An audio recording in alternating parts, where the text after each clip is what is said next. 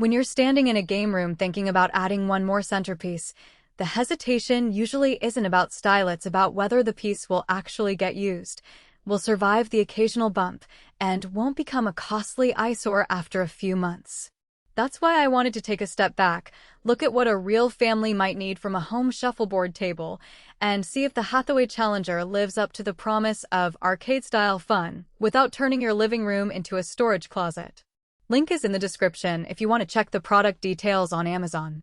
First, let's talk about the everyday reality of setting up a shuffleboard table in a house that isn't a dedicated hobby space. The Challenger comes as a complete set, which means you get the Playfield, 8 pucks, a brush, wax, and a built-in scorer all in a walnut finished cabinet.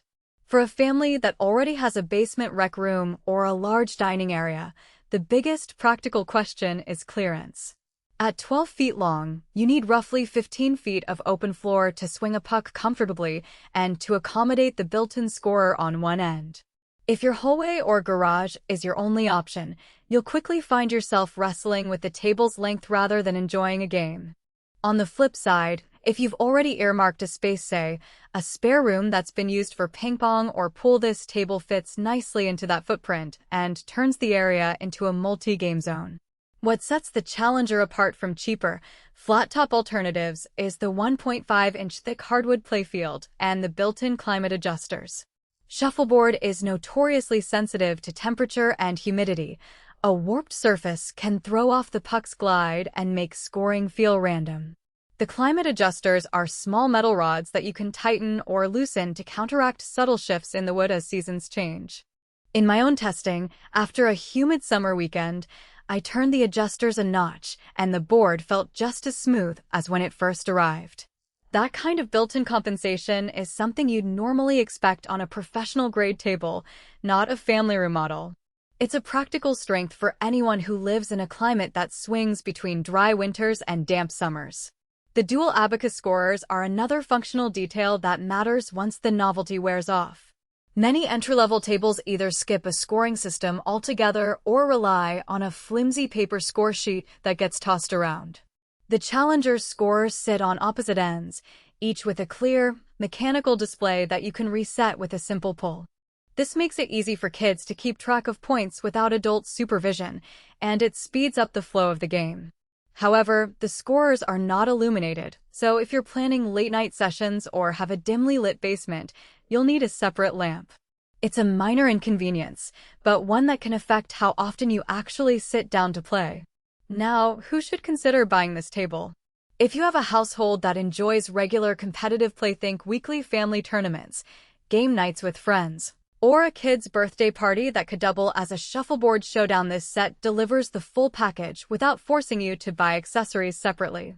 The walnut cabinet also blends well with traditional furniture, so it doesn't look out of place if you leave it out in a living area. On the other hand, if you're looking for a casual, occasional pastime, or you only have a small apartment, the size and price point might be overkill. A portable, 8-foot version could satisfy occasional curiosity without the commitment of a 12-foot footprint and the associated setup work. The downsides are subtle but worth mentioning. The cabinet is constructed from MDF with a walnut veneer rather than solid wood, so while the surface looks premium, the sides can be prone to denting if you bump into them. The table does come with a warranty, which adds peace of mind, yet the warranty covers only manufacturing defects and not accidental damage, so a lively game that ends with a puck ricocheting into the cabinet could leave you footing the repair bill. Also, the included brush and wax are functional, but many enthusiasts find that a higher quality wax from a specialty brand provides a smoother glide after a few sessions. The starter wax works for getting the game going, but expect to upgrade if you become serious about consistency. In terms of value, the Challenger's price sits in the middle of the home shuffleboard market. You're paying for the full set, the climate adjusters, and the dual scorer, which together save you the hassle of hunting down each component. If you compare that to buying a basic table and then retrofitting a scorer and climate system later, the total cost often ends up higher. The real value, however, is in how often the table gets used. I've seen owners who keep the board tucked away after a few weeks, and I've seen families that host weekly shuffle night, turning the table into a social hub. The deciding factor is whether you have the space, the